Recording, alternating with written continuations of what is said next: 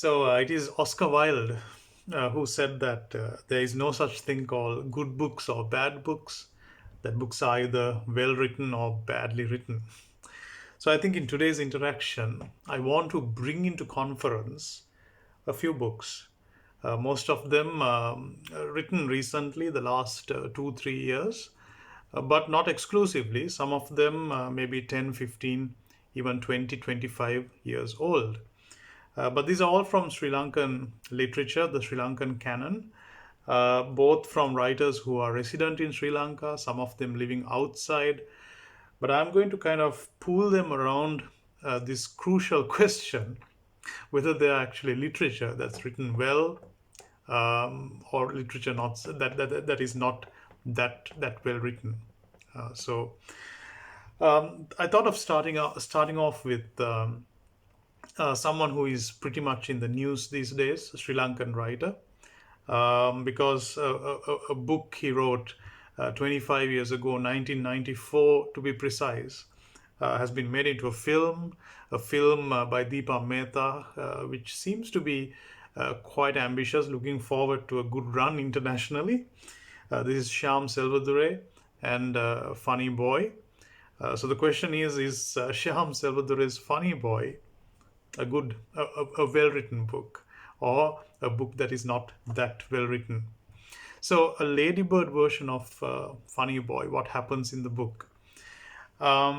It's largely set between the late 1970s and 1983, let's say 76 to 83, that's 6 to 7 year period. And it's a kind of a coming of age story. Colombo living, upper middle class Tamil boy named Arjun. He's also called Arji by people who are near and dear, close to him. It's about Arji's coming into awareness about things outside the comfort zone of his immediate, closeted little bubble in which he's brought up. This includes conflicting realizations of gender identity, his own sexuality, as well as the widening um, ethno-linguistic gulf between the Sinhalese and the Tamil in Sri Lanka, which erupts as the July riots in 1983, the point with which the novel ends. The book has 6 sections.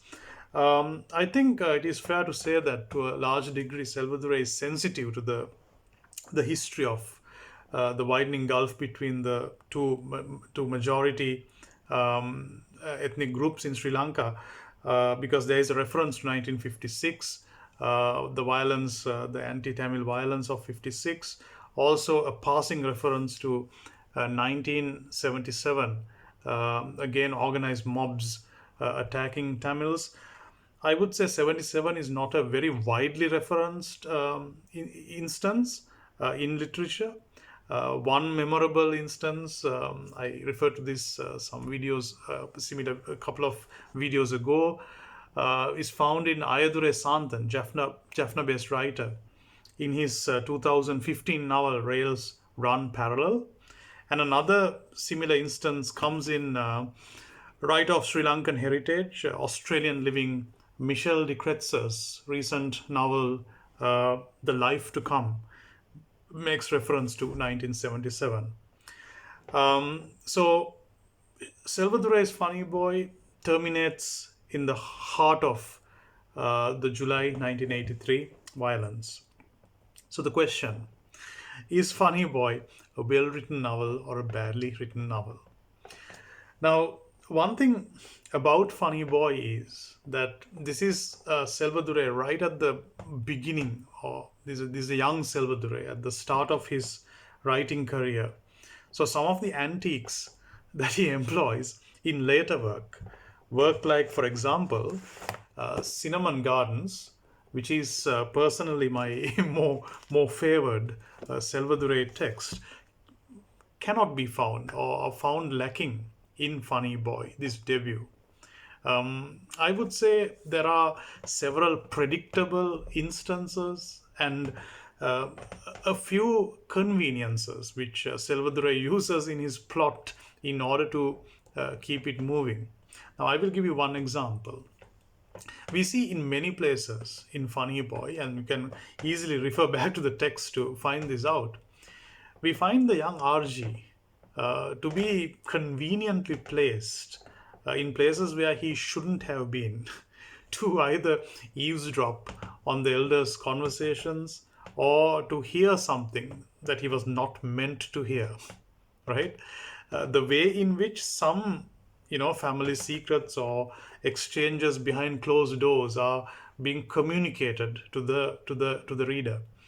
Now, this is clearly a kind of a ploy Selvadurai is using to keep the plot moving, to keep the reader on the loop of what is happening. But the problem is, this is not very, very original, and after a while, this becomes a bit tedious. Not to mention, it takes away from the power of the narrative, as it becomes a very bad habit. Saying that, I would say, given that age, 1994, when Sri Lankan writing was emerging into the transnational or the international mainstream as it did, Funny Boy is a very important milestone where literature is concerned. Now, let me move with that notation on Funny Boy a little bit back in time to the 1980s. To be precise, the year I'm looking at is 1982, and this is one of four similar works produced by Sri Lankan writer Colin de Silva. This one is called The Winds of Sinhala. Now, The Winds of Sinhala actually gave birth to a kind of a subgenre of its own where Sri Lankan writing is concerned, where we have ancient chronicles, chronicles that come from the times of the kings, are played on, are improvised on, and factored into the shape of the contemporary novel as we understand it. Now, what Colin de Silva is doing here is not very dissimilar to what a writer who is more familiar to our generation, Karl Muller, did maybe 20 years later. Because Karl Muller, at the end of the 1990s, he produced a mammoth book called The Children of the Lion, 2000 page extravaganza, which is largely a retelling of the Mahavamsa line, the Mahavamsa lineage of Sri Lankan history. And Muller followed up this with three other books in the immediate post-war period, much smaller sequels of sorts, three of them which supplemented and came together as a body of four, along with Children of the Lion. Interestingly, if you take the two writers together, something that seems to come as a common ground has to do with King Dutugamunu. That Dutugamunu image, which becomes such an important part in the imagination of the modern day Sinhalese nation and the Sinhalese identity, gets played out by both these writers. So, if I may ask the question whether I feel that this is literature well written or literature not so well written, in terms of form, in terms of craftsmanship, the way they write the book, no questions there. A very strong commitment, a highly invested work. But personally speaking, I have my reservations when you kind of dabble with either folk, chronicled, or written history in this way, where you take the liberty to introduce various fictional elements to retell those stories to achieve some kind of goal or end you have in your mind. So that is true to both Colin de Silva as well as Karl Muller. But saying that, I maintain to this day that Karl Muller's Children of the Lion, for which Karl Muller actually got a kind of a state literary award, is actually a reading of the Mahavamsa against the grain. That's my personal feeling, that he is actually poking fun at the Mahavamsa, Karl Mahler. So I think people can go back to that text, read between the lines. I don't think scholarship has actually invested itself enough in a book of that magnitude to read it carefully. So I think, as I have said before, Karl Mahler poking fun at the Mahavamsa, but also winning the State Literary Award for the same book. That would be, in a Malarian sense, highly satisfying. Let me move thirdly to a couple of recent publications, starting with an expatriate writer, Su Dharmapala. Su Dharmapala's book, Saree.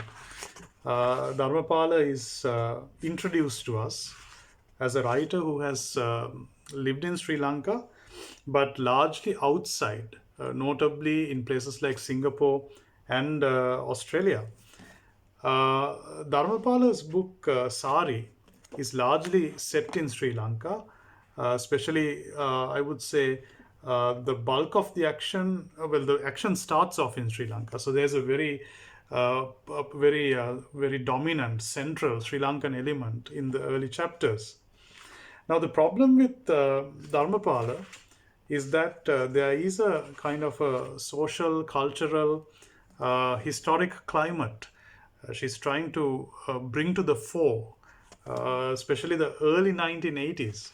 But there are many instances where there is a dissonance between what Dharmapala undertakes to portray and where she is as a creator, looking down on what she wants to create. Now, one rudimentary example has to do with names and things like that. Now, for example, there are three siblings in one family. So this is in 1981. The two girls, their names, Nila and Rupani. Nila and Rupani. These are people in their late teens, early 20s, youth in any case. And the brother's name, Nila and Rupani's brother's name, is Herat. So that's the first name, Nila, Rupani, and Herat. Now this sounds not very, I would say, toothsome. Sounds a bit incredible. That is just a very kind of a rudimentary example. There are many other instances of spatial, cultural dissonance between the writer and what she has undertaken to write. So, is it a well-written book? I would say Su Dharmapala could have fine-tuned things a bit better, could have got into the thick of things to understand that culture, to have formed a better organic connection, and maybe followed through. Now I come to a novel of recent datage by Australian resident writer Shankari Chandran, published in Sri Lanka by Pereira Hussein, Song of the Sun God. Now, this is a story that covers 70 years. It's like a family saga that covers 70 years of a family that gets continuously displaced. And I think Chandran kind of presents the story to represent the displacement of the Tamil community in Sri Lanka. The story starts in rural Jaffna in the 1920s, 1930s, ends in 2010 in Sydney, if I remember right, in Australia. Chandran, unless I'm mistaken, is a non-Sri Lankan. I think she's a British Australian national of Sri Lankan heritage. So by writing this book, she's actually kind of going back on her own heritage, her own roots, in search of perhaps a story that is resonant of experiences shared by her own forebears and her extended family. Now,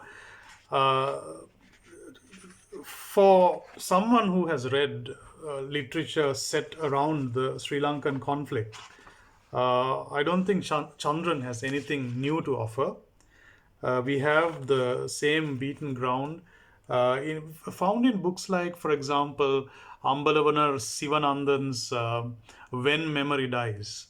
The difference is Sivanandan writes that book with a, a more committed political position. There is a very strong political critique that kind of underlies When Memory Dies, published in 1998. But incident wise, evolution wise, looking at incidents that the writer builds into the text, Chandran is very resonant of the kind of trajectory Sivanandan follows. But I'm not going to take anything away from Chandran because there are a few important aspects in this text that has to be mentioned. Now, one thing is the book is post-war. This is published in 2016. And as a post-war novel, Shankari Chandran, in my understanding, is the only writer I have come across writing in the English language who actually points fingers at the Sri Lankan state, the Sri Lankan government at the time when the war ended, for human rights related issues that have been very much at the forefront of rights lobbies, activist lobbies who have been concerned about the way the war ended in Sri Lanka, the kind of atmosphere that surrounded leading up to the war's end, as well as the immediate aftermath of the war, the kind of disappearances, extrajudicial maneuvers, so on and so forth. Now, Chandran names people, including the political elite at the time,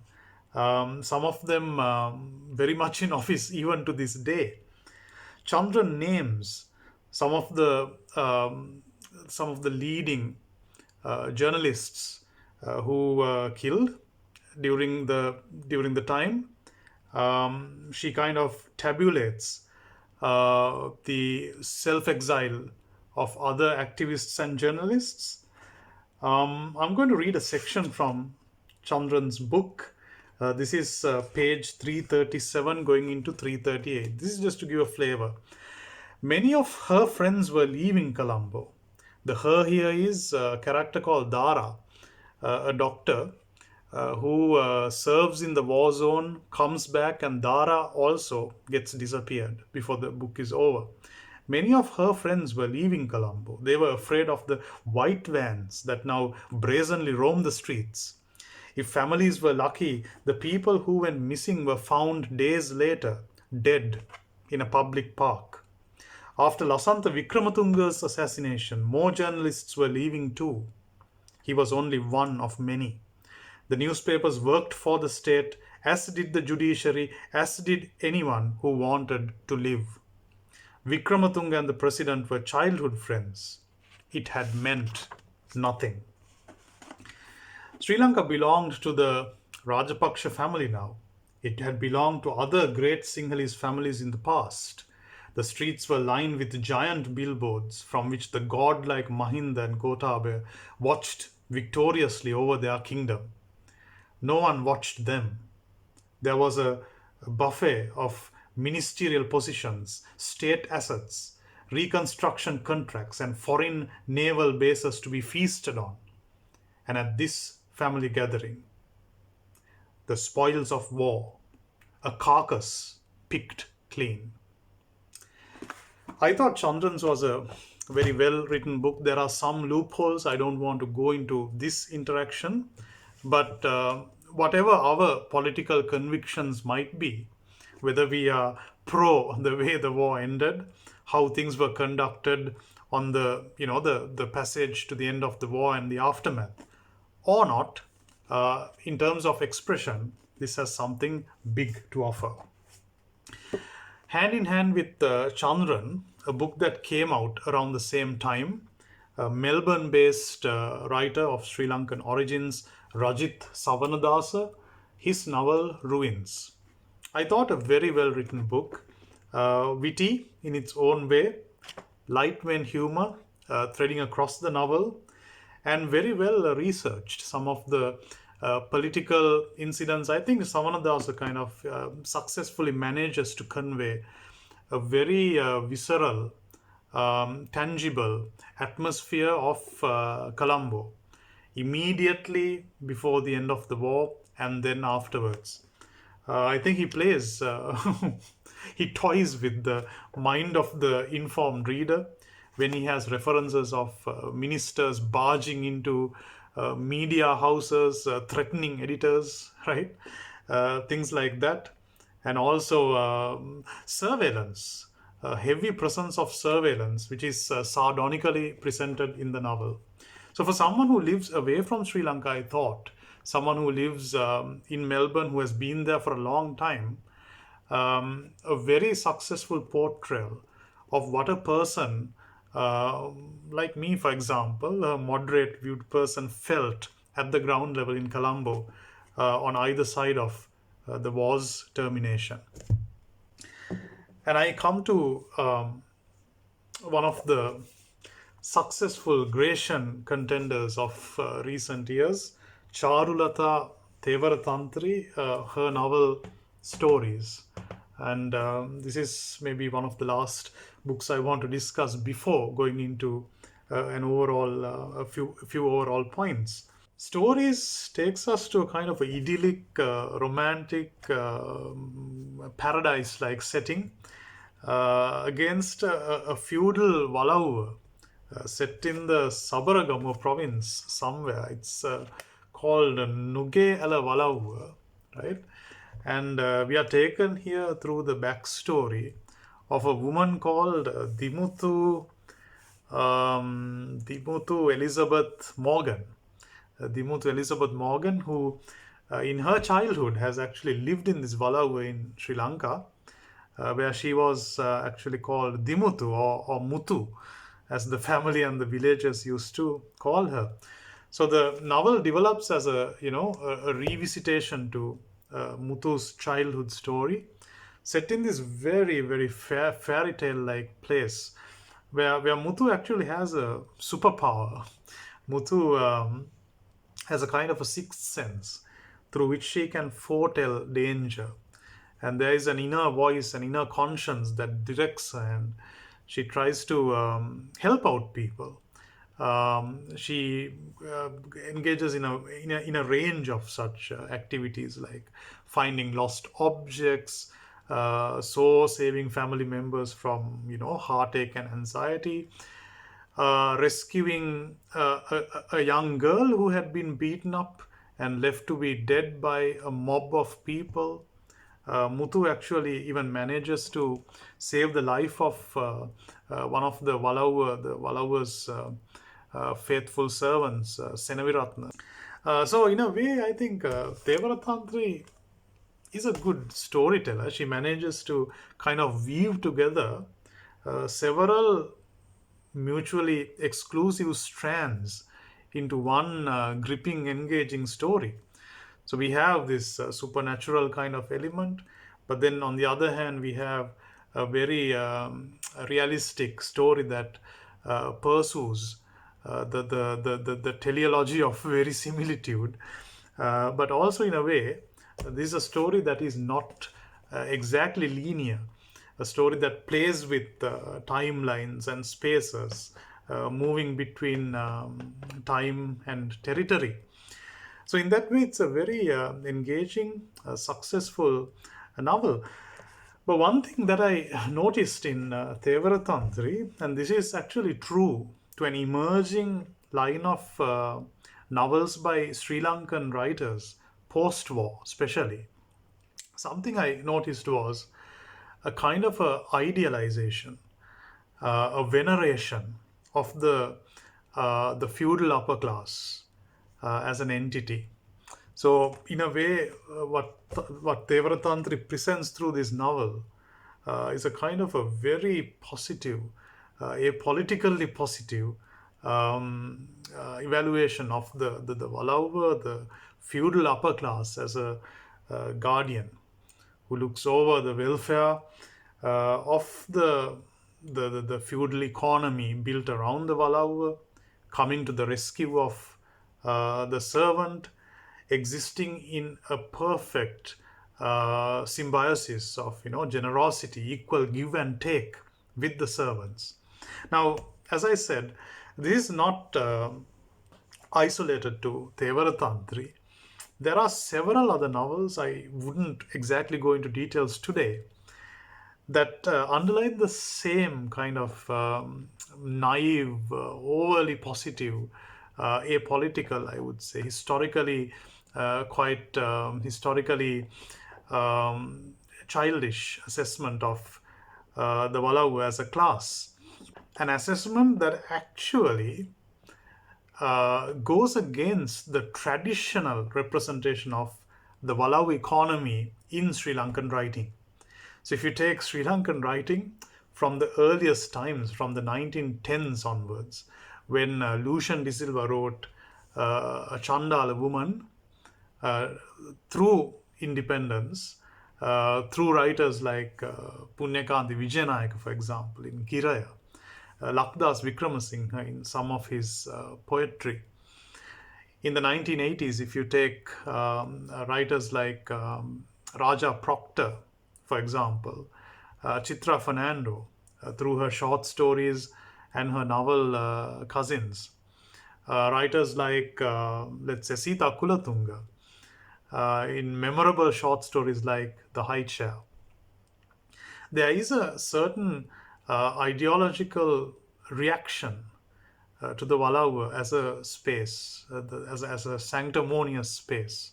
And most of these writers have actually been critically engaged in highlighting the perversion, the exploitation, the underbelly of the Walau as one class dominating another. Now, this is actually radically reversed by the kind of portrayal Thewarathanthri engages in stories. But it's a very well written novel. So, in considering this issue of whether writing is good or bad, one thing that came repeatedly in this short discussion is the kind of proximity you have to the culture, the people, the place, the territory you have undertaken to represent as a writer. So we have people like, for example, Shankari, Chandran, and Rajith, Savanadasa, in that order, the writers of Song of the Sun God and Ruins. In spite of them being, physically away from Sri Lanka, actually succeed in coming up with a visceral, palpable, believable representation. They have found strategies to kind of ameliorate or bridge that gap between where they are and what they are writing about. Chandran, for example, she claims in an interview that one inspiration or one source that has driven her writing are the oral narratives, the memories her grandparents have brought with them from Sri Lanka. So this is also a very interesting case where we have the unwritten, the oral, the memory driven stories, narratives of one generation, them being mediated by a person, a descendant from another generation, and being rearranged, reappropriated as written, printed documentation for mass consumption. So a private memory being turned into a public discourse. So that's also a very interesting point. Then, of course, I was looking at writers like Colin de Silva, who actually draw on existing chronicles, existing folk imagination, adds a little bit of his own, and churns out a glorious story of long ago. Not a big fan, but once again, I don't think I should be the sole judge of how that works. But definitely a terrain where someone like De Silva comes close to the later Karl Muller when he took an interest in Sri Lankan history.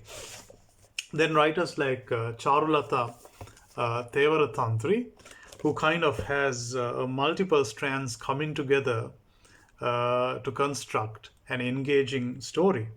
So among all these writers, we might have our favorites. We might have writers we don't like too much.